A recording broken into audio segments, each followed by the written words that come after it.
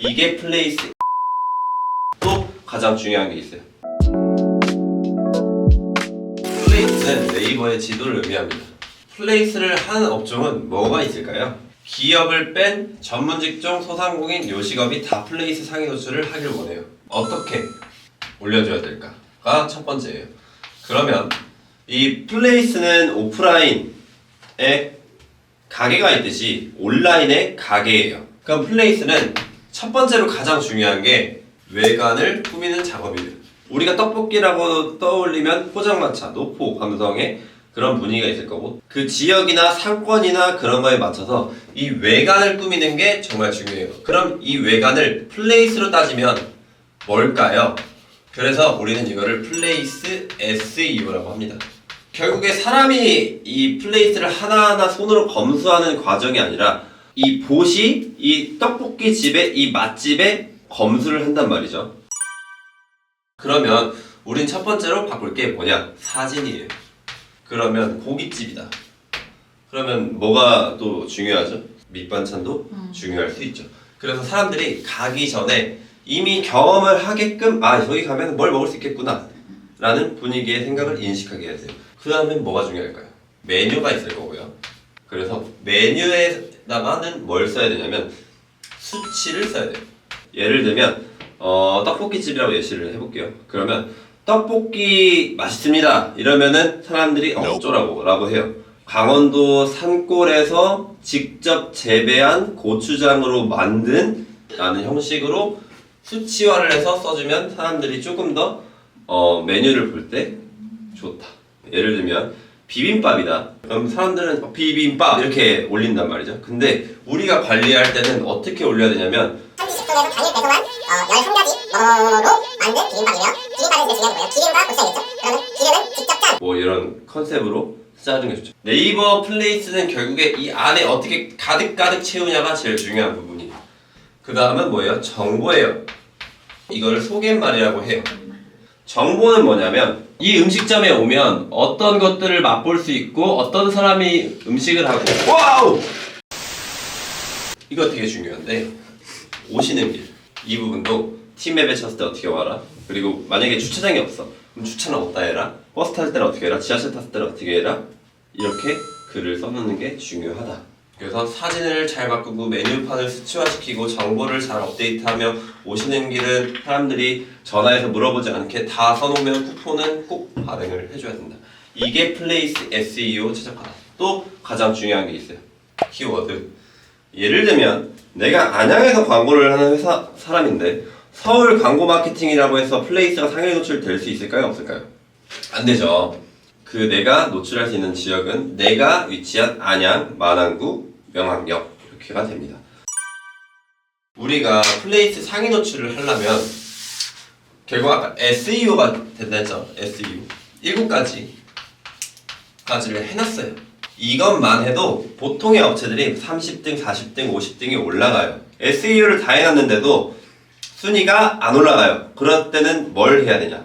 첫 번째 리워드, 두 번째 블로그, 세 번째 방문자. 리워드가 뭐냐면 맨 처음에 리워드가 1년 전에 나왔을 때는 한 100타, 200타 정도만 쓰면 모든 업체들이 상위 노출됐어요. 근데 지금은 모든 광고 대행사 뿐만 아니라 실행사, 개발사, 그리고 광고주 대표님들까지도 이 리워드에 대한 존재를 알아요. 미션을 깨고 그 미션을 깬 사람한테 비용을 지불하는 방법을 리워드라고 해요. 예를 들면 토스, 가장 잘 먹혀요. 두 번째, 뭐 카카오뱅크, 금융사 어플, 또는 배달의 민족. 우리는 총판사예요. 총판은 뭐냐? 개발사가 있고요.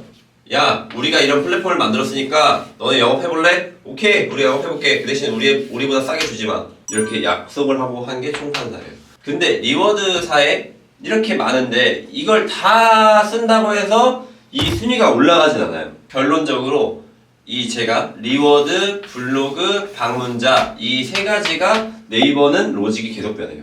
그래서 어느 때는 블로그를 많이 써야 노출되는 경우가 있고, 또 어느 때는 리워드를 많이 써야 되는 경우가 있고, 또 어느 때는 트래픽, 방문자 리뷰 이거를 많이 써야 상위 노출이 되는 시기가 있어요. 그래서 우리는 맨날 그거를 광고주 것들을 체크하면서 1페이지 것들을 체크하면서 아 얘네는 방문자가 이만큼 늘어났네, 블로그가 이만큼 늘어났네, 저장하기가 이만큼 늘어났네를 체크하면서 작업을 합니다. 그래서 시즌 초반에는 그냥 리워드 조금만 써도 다 놓치는데 지금 모든 사람이 다 쓰니까 이 중에서 가장 잘 먹히는 걸 써야 돼요.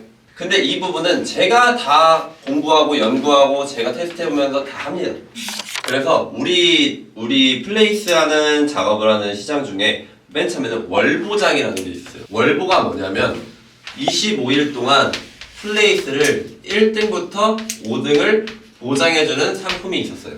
근데 이게 맨 처음에는 그 리워드사가 한두 개밖에 없으니까 무조건 그거 쓰면 다 됐거든요. 근데 지금은 리워드사가 정말 많아지고 다 효율이 다 달라요.